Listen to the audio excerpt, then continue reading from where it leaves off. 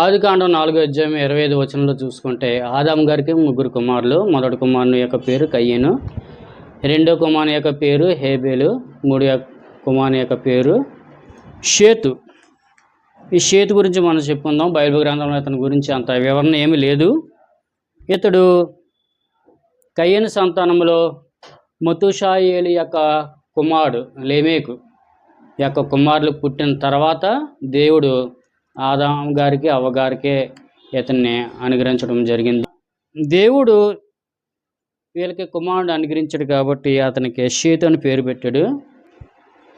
ఈ షేతు 105 సంవత్సరాలు జీవించిన తర్వాత ఎనోషానికి అన్నాడు.